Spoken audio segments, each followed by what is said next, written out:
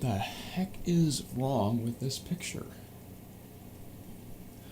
Oh, it's a color grade. Let me fix that. That's better. Today we're talking about color inside Premiere Pro. Oh, it's here. Today we're talking about color correction and color grading inside Premiere Pro. And don't freak out. This can be a really intimidating topic when you're video editing. In fact, color work is so complex that there's people whose jobs, like their literal jobs it is, to color grade on films and TV projects. Like, color is no joke. But today, I want to kind of help you jump that learning curve and give you some tricks and tools to level up your color grading workflow inside Premiere with no LUTs, no plugins, none of that extra paid crap. We're doing it straight inside our computer with no extra stuff. In your color grading workflow, there are two basic steps: correction and then grading. That's right, they're two different things. Color correction is almost always necessary to some degree. What color correction is basically taking your raw footage from your camera and kind of just tweaking the colors to make it a little bit more watchable. Welcome to Color Correction 101. All you need to color correct is have a clip in your timeline, and then let's go to the Lumetri Color panel.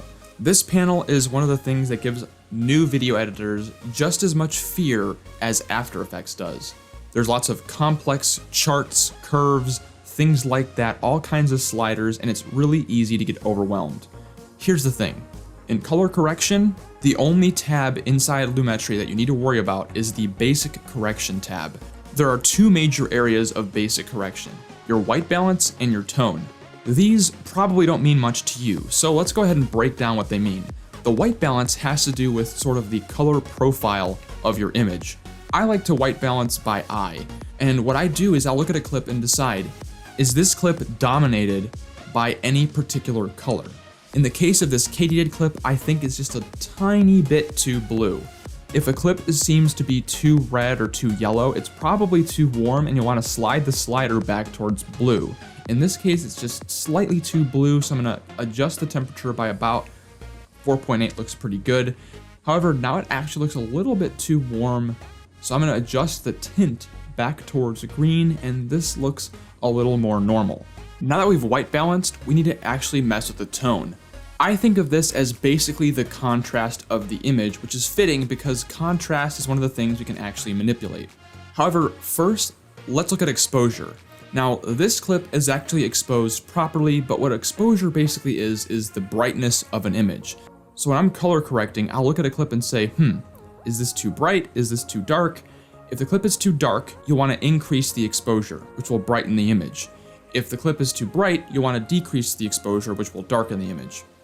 Now, this katydid, while the exposure looks fine, I feel like the image is a little too flat. The shadows are a little bit gray and fuzzy, and I think we can add a lot more contrast to this image. So, first things first, let's increase the contrast, but don't go too far to look weird. I think this looks about right. Then, I'm gonna go ahead and decrease the shadows, which makes them darker. I'm actually gonna decrease the highlights just a little bit because certain parts of the katydid's head look a little bit blown out to me. The last part of color correction is saturation. If your camera is shooting in a flat profile, which if you are shooting in a DSLR, you'll know what that means, or if for whatever reason the color of your image just looks a little too dull, I would increase the saturation just a little bit, but be careful not to go overboard with any of these individual sliders. Color correction fixes it to make it a basic, watchable piece of content, and is usually a step that pretty much every video editor is going to need at some point in their workflow. Now, color grading is sort of a thing that's kind of a cherry on top of an edit. A lot of channels don't do very much in the way of color grading because they really don't need it. But knowing how to color grade at the very least will look very good on your video editing resume. So if you want to land freelance clients, get a video editing job, using your YouTube channel, having a good portfolio of color graded content will help you stand out against other people. So let's go ahead and get into what color grading is, how to do it, and I'll even give you some easy examples to give you a great foundation and starting point to hit the ground running in your color grading in your edits. During color grading, we're gonna actually use most of the other tabs inside Lumetri Color. Let's get started with curves, and let's kind of break down what all of these things do.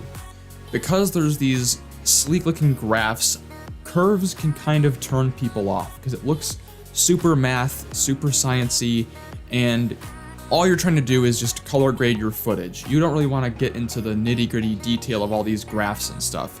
But here's the thing. It's actually these next curves that I use quite a bit in some of my edits. Hue versus saturation allows you to actually select a color range, and then you can increase or decrease the saturation of that. In this example, I'm actually going to be increasing the saturation of just the blues in this centipede footage because I feel like the camera didn't give this animal justice. So what I decided to do was select the blues within that image by adding points on the color spectrum on this curve, and then I pull the blues up to add saturation into that hue range. Now, with any color grades, I'm making sure to do this on an adjustment layer. This way, if I don't like it, or I want to compare it to the original image, I can just toggle the adjustment layer on and off to see how my changes have affected the footage. So now I can play it back and you'll see the parts of the centipede that are blue now have that bright pastel blue color that it actually has in real life. This is a clip from a video that I put out with a spider that I found in my backyard. And I wanted to add a subtle orange teal color grade to this footage to just give it more of a cinematic look. So the first thing I did was I added a Lumetri Color effect to the clip via an adjustment layer. You can color grade using both Lumetri Color effect from the effects tab or in your Lumetri Color tab. I'm using the Lumetri Color effect over the Lumetri Color tab in this clip because I'm actually gonna be stacking two Lumetri effects to get this really awesome orange teal hack that makes the color grade so much easier. So add your Lumetri effect, go into your HSL secondary, and then what we're gonna do is we're gonna select color. What we're gonna do here is we're gonna select the skin tones in this image. So in this case, my face. Then we're gonna expand these little selections on the color spectrums until all of the skin and leaves are selected by our mask. Once we've done this, make sure to hide mask or it's gonna actually show up in the footage. Then we're gonna blur the mask a little bit so that way it blends nicely with the other parts of the image. Then we're gonna scroll down to this big color wheel.